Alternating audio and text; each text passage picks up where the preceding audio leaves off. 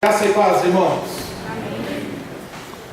Hoje é mais um dia de ceia. E como nós temos feito nos últimos meses, temos trazido uma palavra especial para a ceia. Hoje eu quero compartilhar com os irmãos o texto de João, capítulo 19, nos versículos 34 até 35. Evangelho segundo João, capítulo 19, do verso 34 até o verso 35.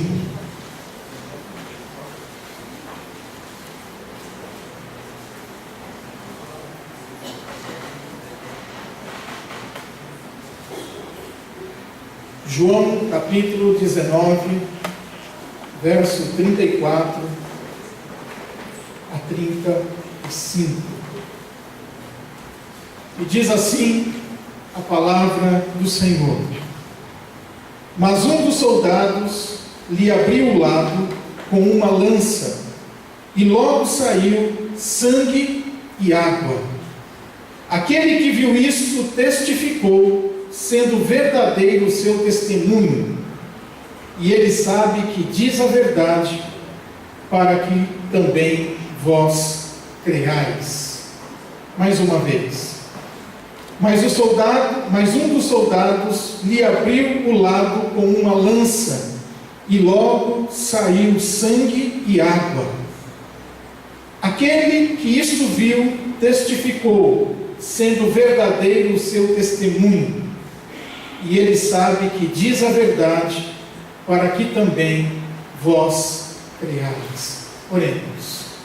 Pai querido e Pai amado, em nome de Jesus, nós nos encontramos neste momento diante da Tua Palavra, e tudo o que foi dito, cantado, orado, ouvido, sentido, contribui para tornar o solo do nosso coração fértil, para que a semente da Tua Palavra caindo produza em nós frutos que apontem para a eternidade.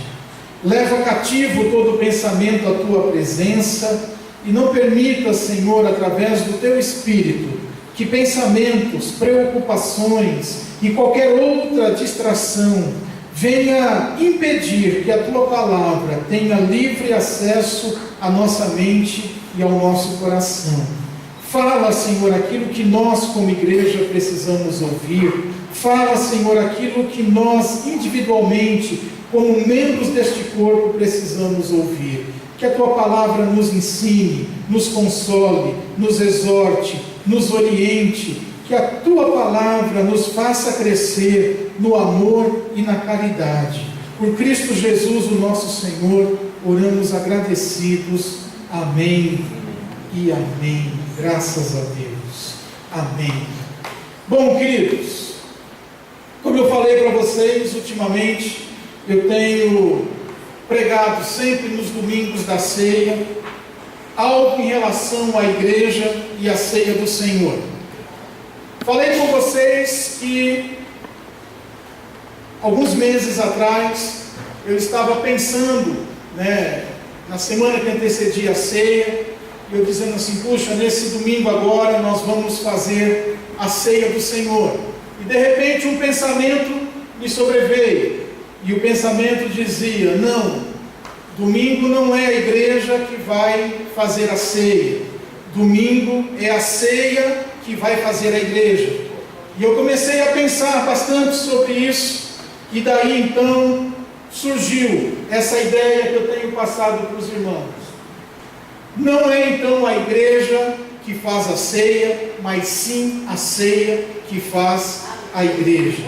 E naquela oportunidade eu disse para os irmãos que na igreja há duas ordenanças. Quais são elas?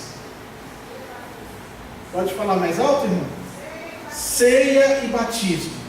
A igreja batista, a igreja protestante, tem duas ordenanças: a ceia do Senhor e o batismo e a ceia.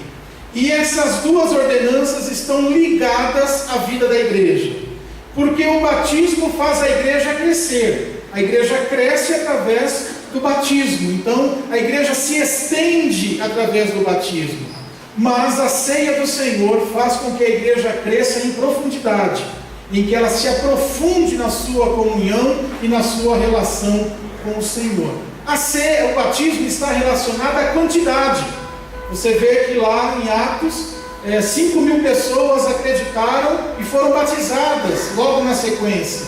Mas a ceia do Senhor faz a igreja crescer em qualidade, porque o Senhor Jesus Cristo disse: aquele que de mim se alimenta, por mim viverá. Então, queridos, lendo um dos sermões de João Crisóstomo, agora nesses últimos dias, eu comecei a meditar sobre essas duas ordenanças, o batismo e a ceia do Senhor. E comecei a meditar nessas duas ordenanças a partir desta passagem de João, que diz que quando Jesus já estava, ou estava ainda crucificado e já morto, um soldado se aproximou e com uma lança furou o seu lado, e do seu lado saiu água e sangue. A Bíblia nos escreve que aos pés da cruz, quando Jesus estava crucificado, ali estava Maria, sua mãe, e João, o apóstolo, esse mesmo que nos escreve aqui. E esse discípulo amado ali, ele foi tão impactado pela visão que ele teve, porque os soldados vieram quebrando as pernas dos dois ladrões. E quebrar a perna ali era para que eles morressem mais rápido, porque o dia já estava se pondo e já estava chegando o sábado. Mas havia uma promessa que nenhum dos ossos de Jesus seria quebrado. Então, antes do soldado quebrar as pernas de Jesus, para que a sustentação do corpo caísse e ele ficasse dependurado só pelos braços, fechando o pulmão, para que assim a morte acontecesse, o soldado já percebeu que Jesus estava morto. Então, ao invés de quebrar as pernas, ele se aproxima com uma lança e fura, para ter a certeza da sua morte. E quando ele fura, sai sangue e água. E aí então, queridos, João estava ali aos pés da cruz. E eu acredito que isso foi uma cena que deve ter impactado João de uma maneira tremenda, porque o versículo 35 do capítulo 19 que nós acabamos de ler, ele diz assim: aquele que viu isto testificou, sendo verdade o seu testemunho. Aquilo deve ter ficado impregnado em João de tal maneira que, se você for comigo à primeira epístola de João, no capítulo 5, nós vamos encontrar 3 versículos onde ele faz menção de alguma coisa muito semelhante ao que ele viu aos pés da cruz. Em 1 João capítulo 5, verso 6, ele diz assim: este é aquele que veio por meio da água e sangue. Este é aquele que veio por meio da água e sangue, Jesus Cristo, não somente com água, mas também com água e com sangue. E o Espírito é o que dá testemunho, porque o Espírito é a verdade. Versículo 7: pois há 3 que dão testemunho no céu: o Pai, a Palavra e o Espírito, e esses 3 são um. Versículo 8: e 3 são os que testificam na terra: o Espírito, a água e o sangue, e os 3 são unânimes num só propósito. Veja como que João foi impactado por aquela visão que ele teve aos pés da cruz, ao ponto de estar colocando que no céu são 3 os que testificam: o Pai, a Palavra e o Espírito, mas que na terra é a água, o sangue e o Espírito, e esses estão juntos num só propósito. Amados, é interessante. Rod, eu vou pedir só para você avançar um pouquinho mais, ver se você consegue ir na mão aí, até onde pode ir, pode seguir, vai, isso. É interessante, eu fiz uma pesquisa rápida, não muito demorada, mas todos os quadros pintados pelos artistas mostrando a crucificação de Jesus, ou Jesus depois de morto, ou o soldado ferindo a lança, fere Jesus sempre do lado direito. Não sei se vocês tiveram essa curiosidade. Sempre o ferimento é do lado direito. Embora a gente tenha a ideia de que o coração fique do lado esquerdo, o que é mentira, o coração está no centro. Mas a gente diz que do lado esquerdo do peito fica o coração. Só que Jesus é ferido do lado direito. Por que será que eles representam isso? Se você quiser, abra a sua Bíblia em Ezequiel, melhor, está ali, vamos ver ali, Ezequiel capítulo 47, verso 1. A palavra de Deus diz assim: conduziu-me então à entrada do templo, e eis que águas jorravam sobre o limiar do edifício, em direção ao oriente. Essa água escorria por baixo do lado direito do templo, ao sul do altar. Ezequiel falando de uma visão. Ele diz que a água corria do lado direito do templo.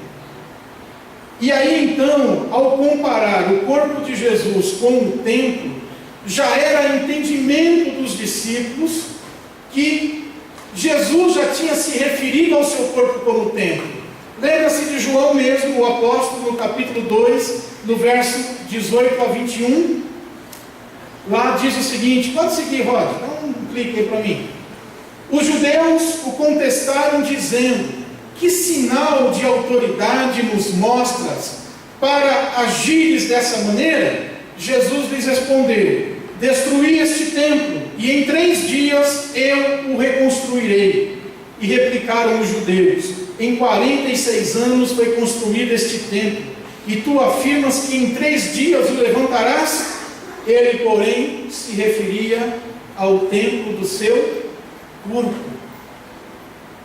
Por isso, então, o ferimento representado do lado direito, porque Jesus é o templo, o seu corpo é o templo. O templo de Deus é o corpo de Cristo, que é a igreja. Por isso, água saindo do lado direito do templo. Eu já ouvi algumas pessoas falarem que o sangue e a água que saíram do lado de Jesus era por causa da coagulação do sangue. Mas é muito pouco tempo para coagular. Há de convir comigo.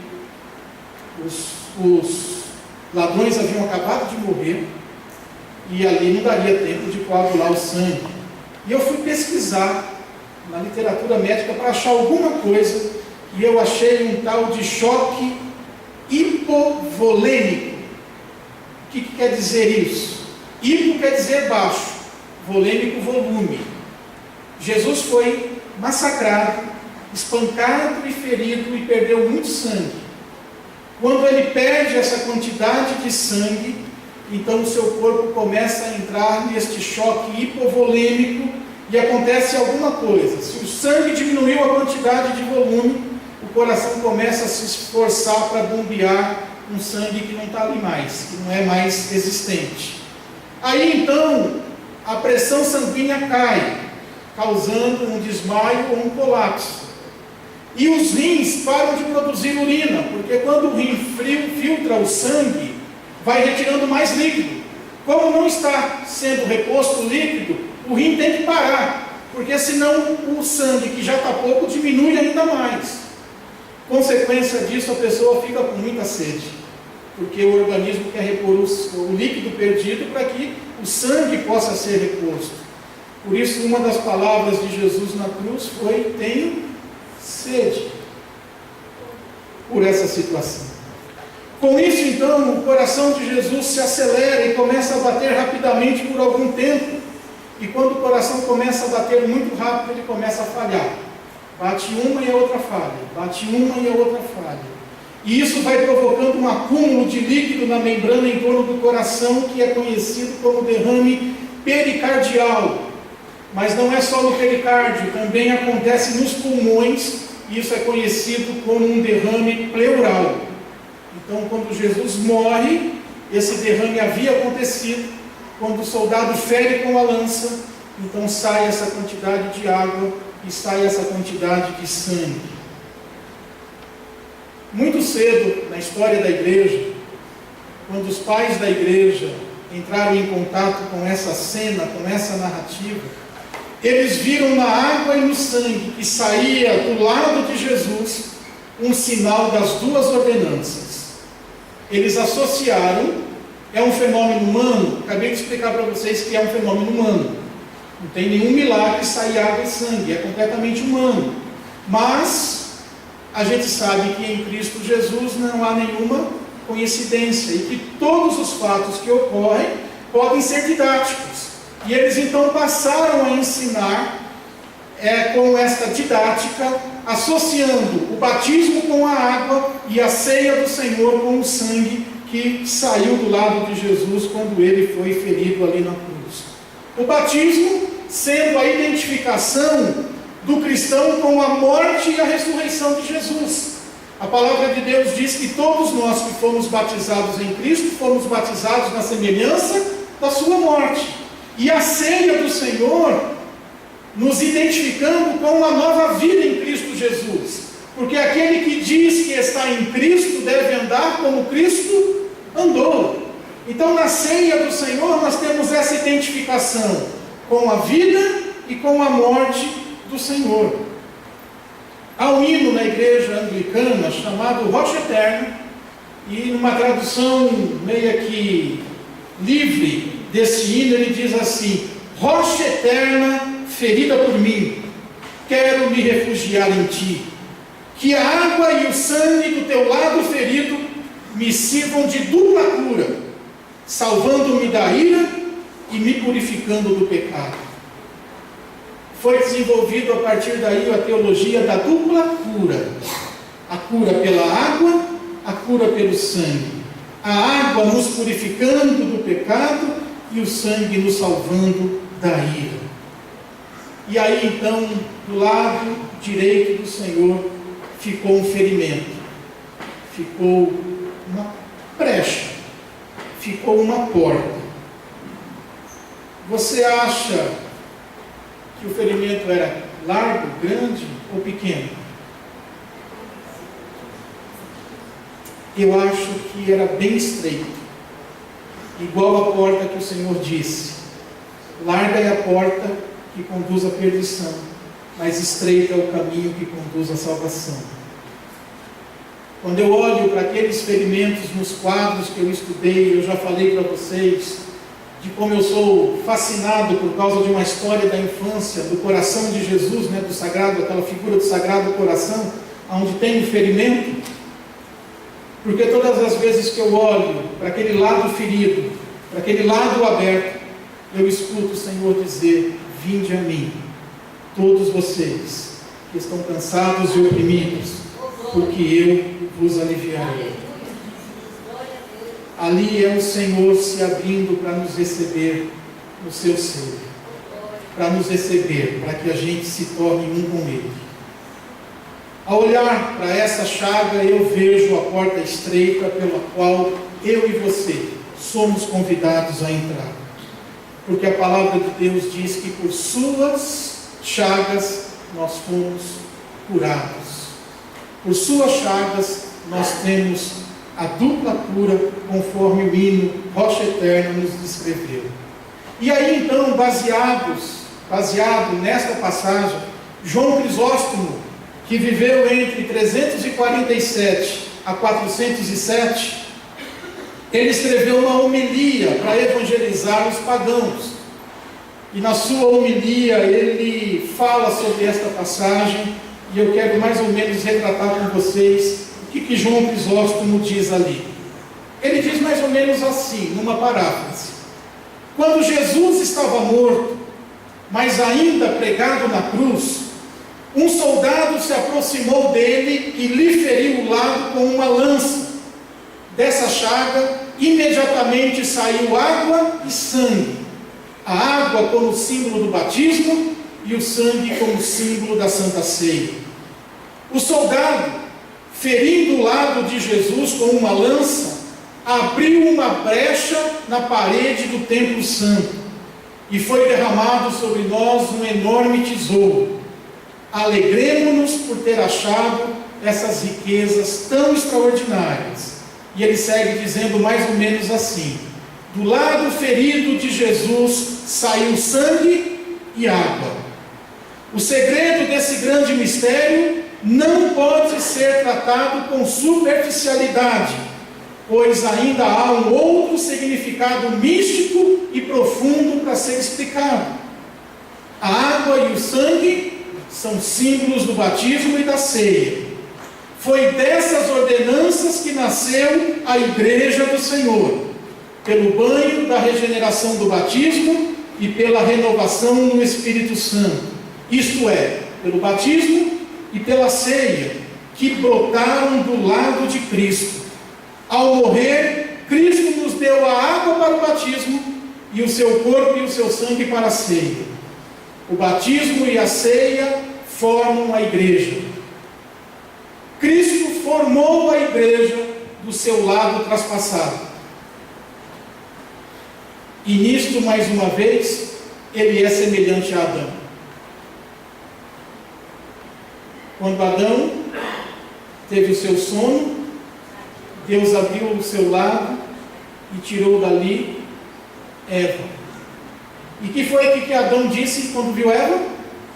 Essa carne da minha carne e ossos dos meus ossos, porque do varão foi tirado. Assim como do lado de Adão foi formado Eva, sua esposa, e esta se tornou ossos dos seus ossos e carne de sua carne, assim também do lado de Cristo Deus formou a igreja, e esta se tornou sua esposa, seu corpo e a depositária do seu espírito. Assim como Deus formou a mulher do lado do homem, também Cristo de seu lado nos deu água e sangue para que surgisse a igreja através do batismo e através da ceia. Assim como Deus abriu o lado de Adão enquanto Adão dormia, Cristo também nos deu água e sangue durante o sono da sua morte. E João Crisóstomo continua mais ou menos assim. Eu estou parafraseando para tentar colocar as palavras um pouco mais fáceis da gente compreender. Ele diz: vede como Cristo se uniu à sua esposa. Vede com que alimento nos sacia. Do alimento que nos faz nascer, ele nos nutre. Acho interessante. Do alimento que nos faz nascer, ele nos nutre. E eu fiquei com a imagem de uma mãe amamentando seu filho. Porque ela gera essa criança, mas depois ela nutre essa criança com ela mesma. Ela amamenta essa criança com ela mesma. Mais do que membros de uma igreja local, quando batizados na semelhança da morte e ressurreição de Jesus, e quando na ceia comemos o pão que é seu corpo e bebemos o cálice que é o seu sangue, nos tornamos um com o Senhor. Meus irmãos, vejam a dignidade que nos foi concedida. A dignidade que foi concedida ao ser humano de ser participante do corpo e do sangue do Senhor.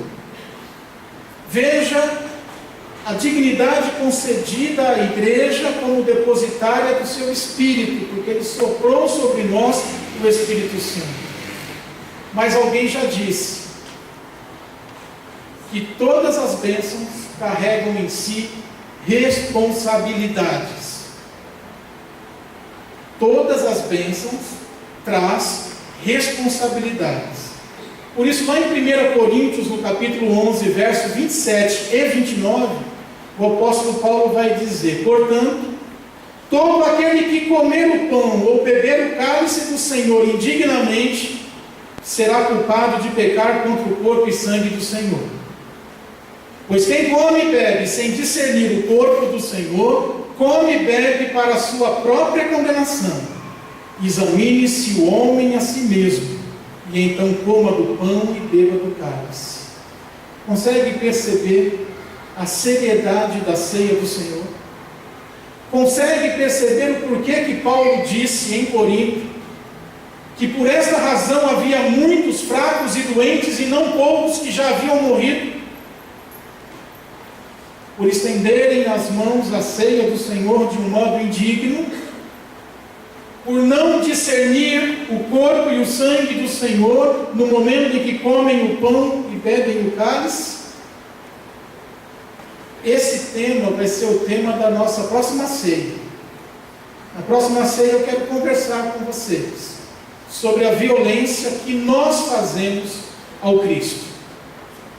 Porque não é apenas os soldados que o feriram, não foram apenas aqueles que o martirizaram.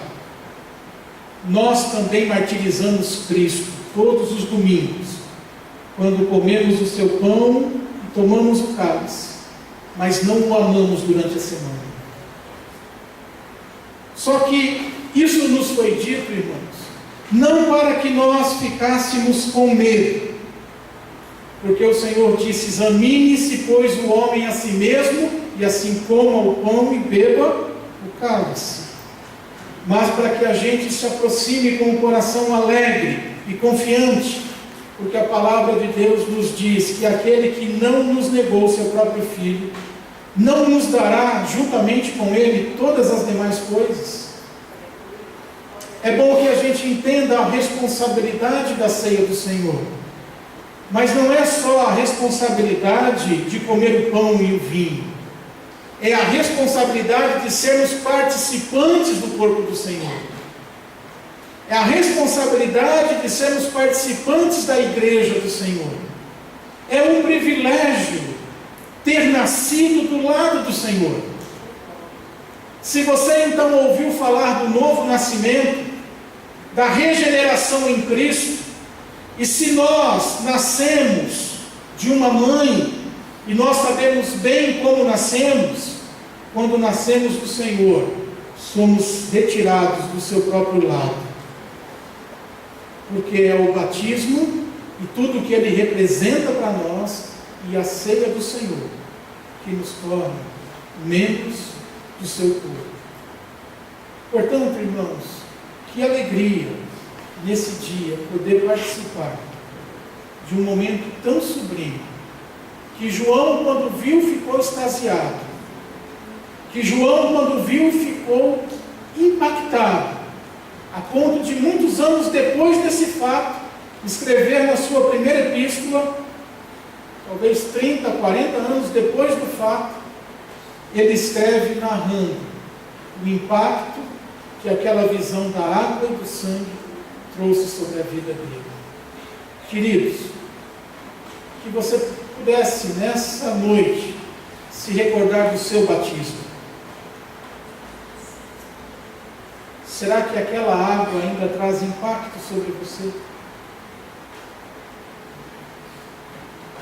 Que você pudesse olhar para a mesa do Senhor, esse pão e esse vinho, representando para nós o corpo e o sangue do Senhor, traz impacto sobre a sua vida? Ainda te causa esse espanto?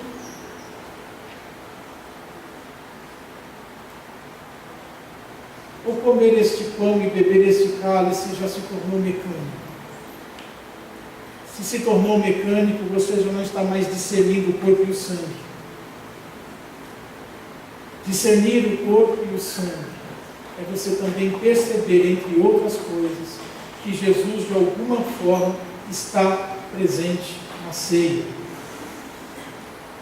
Que de alguma forma a participação neste rito nos faz participar daquela realidade. E assim Jesus continua dizendo: aquele que se alimenta da minha carne e aquele que se alimenta do meu sangue, por mim viverá. Ele permanece em mim e eu permaneço nele. João capítulo 6. Vamos orar. Feche os seus olhos.